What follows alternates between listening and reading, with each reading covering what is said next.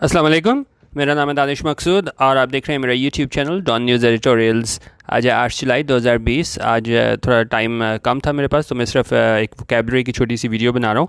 तो ये भी आप ज़रूर कमेंट कर दीजिएगा किस तरह की छोटी छोटी वोकैबुलरी की सीरीज़ आप देखना चाहते हैं कि नहीं। अच्छा, अब जो एडिटोरियल हमारे पास जहाँ से मैंने ये मीनिंग वो लिए हैं वर्ड्स, वो किस हवाले से था। जिस तरह आपको पता है कि बल्दिया फैक्ट्री में कुछ साल पहले आग लगी थी, जिसमें तकरीबन 259 लोग जो हैं वो जाँ बहक हो गए थे वहाँ पे काम करने वाले। तो उस हवाले से एक जो GIT होती है हमारे पास, जॉइंट इन्वेस्टिगेशन रिपोर्ट, वो आई थी। तो उस हवाले से आज एक एडिटोरियल भी आए हुए हैं डॉन में, और ओपिनियन भी है, तो वहाँ से मैंने वर्ड्स लिए हैं। अच्छा, पहला वर्ड आज जो हम देखेंगे वो है इन्फर्नो। इन्फर्नो क्या होता है कि जब एक बहुत बड़े पैमाने पे आग लगी हो जिसे काबू करना बहुत मुश्किल हो ना, उसे हम बोलते हैं इन्फर्नो। एडिटोरियल में कि किस तरह यूज़ हुआ है, क्योंकि मेरी कोशिश थी कि एक जनरल सेंटेंस लेने की बजाय ना आपको मैं एडिटोरियल के सेंटेंसेस ही बताऊं कि वो वर्ड्स किस तरह इस्तेमाल हुए हैं। अब इन्फर्नो एडिटोरियल में कैसे यूज़ हुआ है। The horrific Baldia Inferno, comma, in which 259 workers perished, comma, was no accident। अच्छा, अब ये कॉमा जो कॉमा अगर आप देखें ना, तो इसमें क्या होता है कि ये इन्फर्नो के बारे में एक्स्ट्रा इन्फॉर्मेशन दे रहा है। जिसमें मैं अगर आपको दिखाऊं कि The horrific Baldia Inferno, उन्होंने कहा एक बहुत हौलनाक युग क्या था, बल्दिया इन्फर्नो, के बहुत ज़्यादा आग लगी थी वहाँ पे हमारे पास बल्दिया फैक्ट्री में, उस वाले से बात कर रहा है।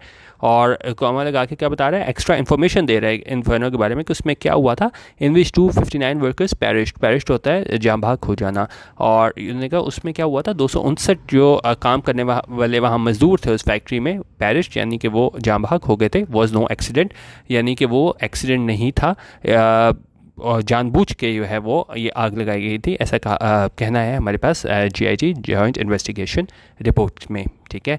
सेकंड हमारे पास ईडियम है, वो है rule with an iron fist. अब इसका क्या मतलब होता है कि रूल करना, हुकूमत करना किस तरह, with an iron fist. With an iron fist का मतलब होगा कि आप एक किसी ग्रुप को कंट्रोल करो, लोगों के ग्रुप को कंट्रोल करो बड़े सख्ती के साथ, और उन पे आप अपना मुकम्मल होल्ड रखो। और यहाँ पे किस हवाले से बात करें, MQM के हवाले से बात करें कि किस तरह वो कराची के लोगों पे अपना जो होल्ड है वो कायम रखते थे।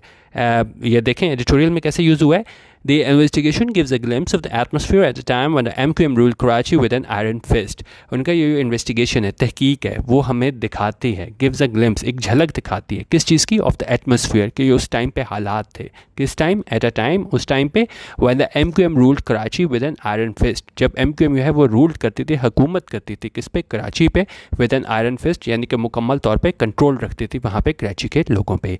तीसरा हमारे पास ईडियम है get to the bottom. Get to the bottom ये होता है कि कोई काम हो जाए और आप ये जानने की कोशिश करो कि ये काम क्यों हुआ है ना, बिल्कुल पूरी तहकीक करो, तो उसको हम कहते हैं गेट टू द बॉटम। कि मैं ये जान के, जिस तरह ये एग्जांपल अगर मैंने दिया कि cause of something, for example he was determine to get to the bottom of the problem, यानी कि वो बिल्कुल डिटर्मिन था कि भी मैं पता करा के रहूँगा कि क्या है, to get to the bottom of the problem, कि इस प्रॉब्लम की वजह क्या है, कॉज क्या है। तो और इसमें एडिटोरियल में हमारे पास किस तरह यूज़ हुआ है, गेट टू द बॉटम, कि किसी चीज़ के आप पता कराना कि ये क्यों हुई है। ठीक है।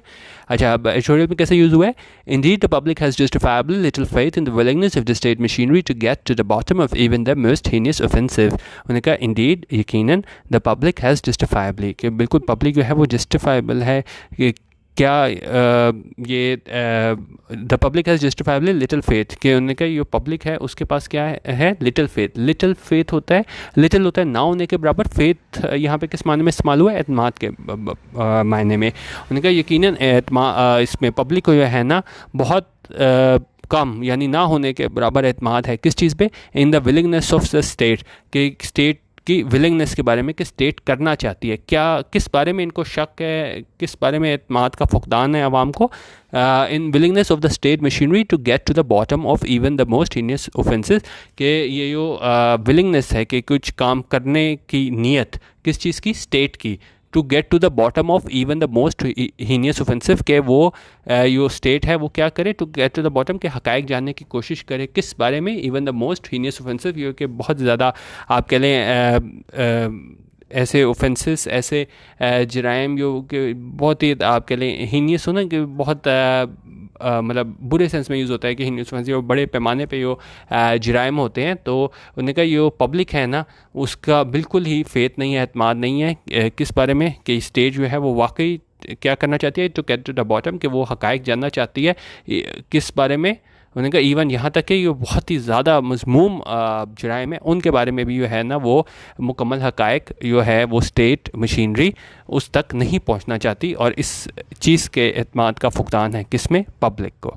और उन्होंने इसको कहा है कि बिल्कुल जस्टिफाइबल है कि जिस तरह के अगर हम देखें पास्ट हिस्ट्री भी, तो पब्लिक जो है बिल्कुल मतलब जस्टिफाई करती है इस बात को कि बिल्कुल उनको कम फेथ है इस स्टेट मशीनरी में, विलिंगनेस ऑफ स्टेट मशीनरी में।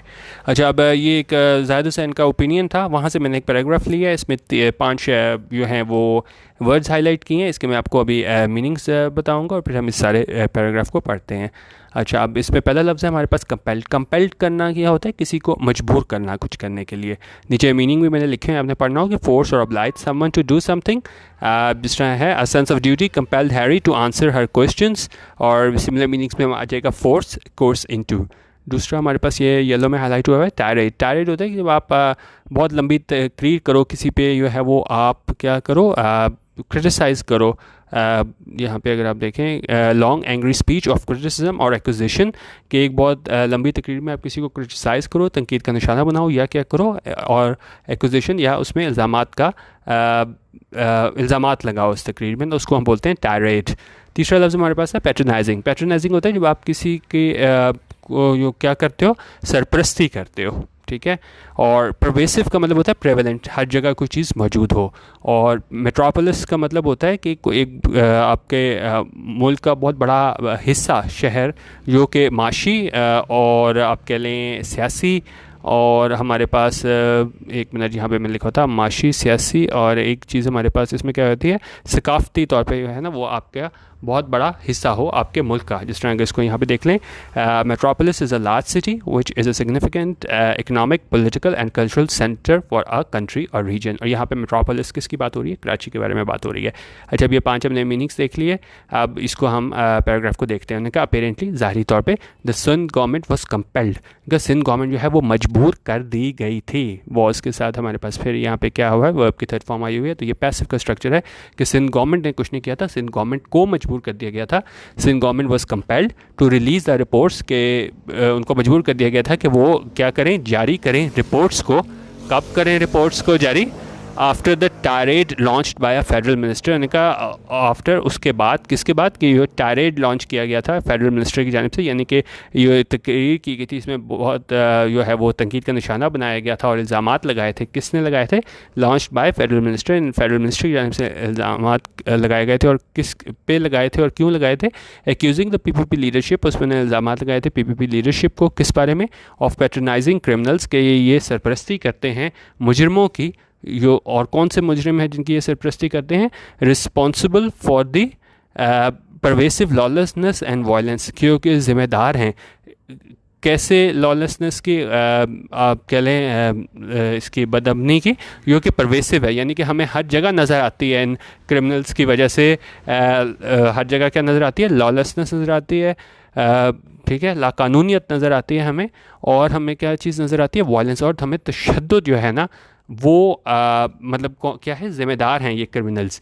That had grip the countries biggest metropolis until recently. तो उन्होंने कहा ये पीपीपी जो है, ऐसा इल्ज़ाम लगाया था कि वो उनकी जो लीडरशिप है वो सरपरस्ती करती है उन क्रिमिनल्स की जो ज़िम्मेदार हैं मुकम्मल तौर पर लाकानूनियत के और किसके, तशद्दुद के, जिसने जकड़ रखा है, ग्रिप कर रखा है किसे, countries biggest metropolis until recently, यानी इसने जकड़ रखा है मुल्क के सबसे बड़े मेट्रोपोलिस को, यानी बड़े शहर को, अंटिल रिसेंटली, यानी कि कुछ देर पहले तक उसको जकड़ रखा था इन क्रिमिनल्स ने। किसको, सबसे बड़े शहर को, आप कह लें हमारे जो क्या है सकाफ़ती और माशी तौर पे हब है हमारे पाकिस्तान का, तो उन्होंने कहा कुछ देर पहले तक उसको जकड़ रखा था इन क्रिमिनल्स ने। इन क्रिमिनल्स ने, जो कि क्या हैं, ज़िम्मेदार थे लाकानूनियत के और तशद्दुद के, ठीक है। तो ये आज का था एडिटोरियल के कुछ मीनिंग्स दिए थे, तो आप ज़रूर इसमें कमेंट कर दीजिएगा कि इस तरह की छोटी छोटी सीरीज़ आप मज़ीद देखना चाहते हैं कि नहीं। वीडियो देखने का बहुत शुक्रिया। अल्लाह हाफ़िज़ और पाकिस्तान जिंदाबाद।